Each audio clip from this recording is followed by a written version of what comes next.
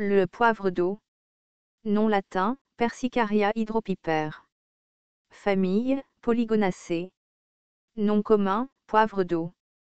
Propriétés thérapeutiques.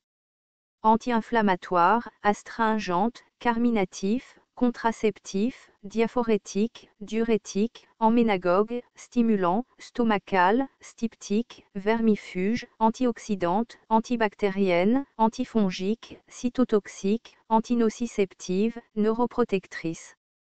La racine est amère, tonique et stimulante. Parties utilisées.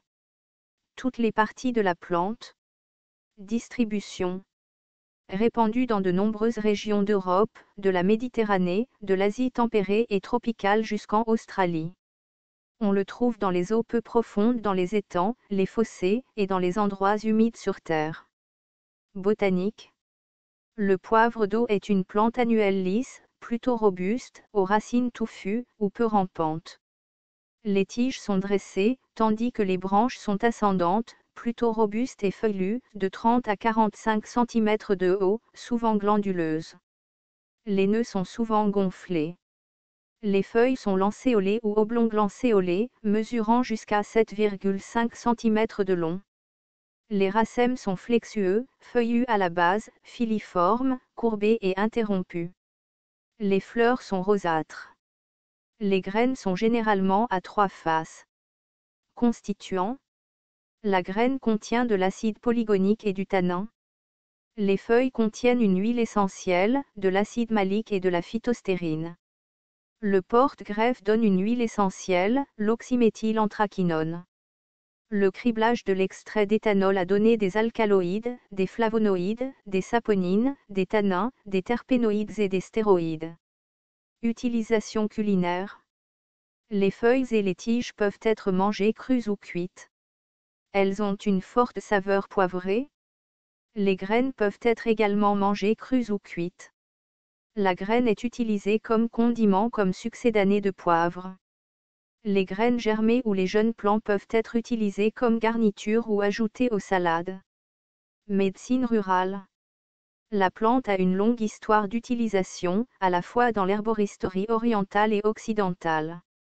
Elle n'est pas utilisée très souvent et est davantage considérée comme un remède domestique particulièrement apprécié pour ses propriétés astringentes, ce qui le rend utile dans le traitement des saignements, utilisé dans tous les cas d'hémorragie intestinale, pulmonaire, gastrique, hémorroïdaire, utérine, également utilisée comme sédatif.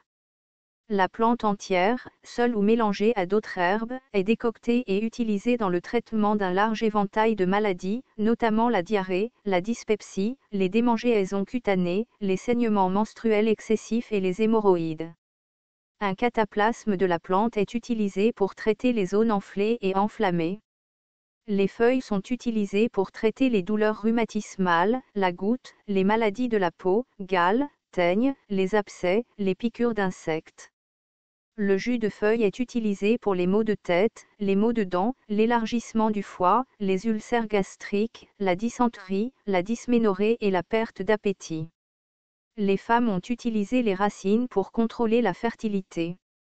La poudre de racine séchée est utilisée pour l'interruption de grossesse, une utilisation continue pendant plus d'une année aurait provoqué une stérilité permanente. Au Vietnam, les tiges et les feuilles sont utilisées pour les morsures de serpents. Autres. Donne un colorant jaune utilisé comme colorant textile traditionnel. Les plantes séchées sont utilisées comme insectifuge et pour protéger les vêtements. L'extrait de feuilles est pulvérisé contre les ravageurs des cultures. Danger. Les racines sont abortives, fortement déconseillées aux femmes enceintes.